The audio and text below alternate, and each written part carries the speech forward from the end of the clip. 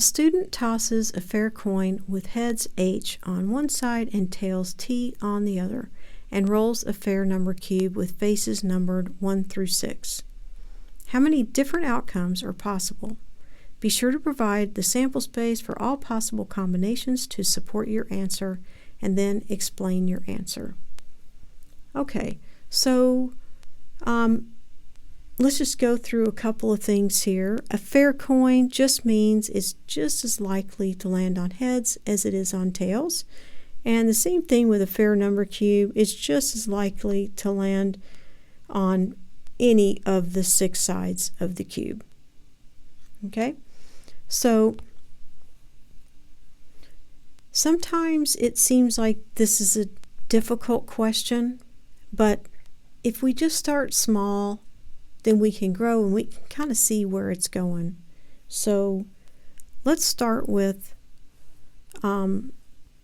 if we flip a coin and we get a heads, then we roll the cube, the fair number cube, and there are 6 possible outcomes on the number cube. So we can roll a heads and get a 1, we can roll a heads and get a 2, and all the way down up to 6. All right? And then the same if we start with a coin and we get a tails, then we can also get the same choices on our number cube. Because there's 6 sides, we're going to get 6 different possibilities. And that's it. That's the answer. There's 6 possibilities here, and there's 6 possibilities here, meaning I can flip a coin and get a heads, and maybe I roll a 5. That's one possibility. But all 12 possibilities are represented in this tree.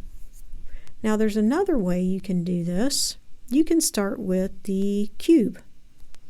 Let's do that in pink. So if I roll a 1 and then I flip a coin, what are the possibilities? I can flip a heads or I can flip a tails. I can roll a 2. Again, I can flip a heads and I can flip a tails. I can roll a 3. I'm sure you're getting the idea here. And I will do all of these just so you can see it. And then we got 5 heads, tails, and then we have 6. 4, 5, 6 heads and a tails. And again, it's the exact same combinations that you get over here. It's the same thing. It's just written a different way. You roll the number cube first, and then you flip the coin. This one you flip the coin and then the cube. Okay, but again, if you count all these up, there's 1, 2, 3, 4, 5, 6, 7, 8, 9, 10, 11, 12. There's 12 possibilities, just like there are here. There's 6 and 6, which is 12. Okay? One other thing you could do is you could write it all out. You could say, okay, I could do heads and roll a 1. I can do heads and roll a 2. Heads and roll a 3. Heads and roll a 4. Heads and roll a 5. Heads and roll a 6. Or I could do tails and roll a 1, 2, 3, 4, 5, and 6. Okay? That's another way to do it. You count all these up and you're going to get 12 again.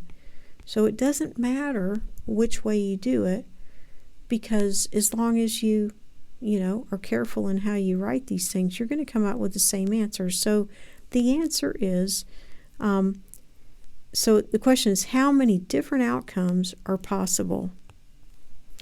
There are 12 possible outcomes, and you're done. Okay? And you don't have to write all 3 of these, just need to do one of them. Okay, I hope this helps, and I will see you in the next one.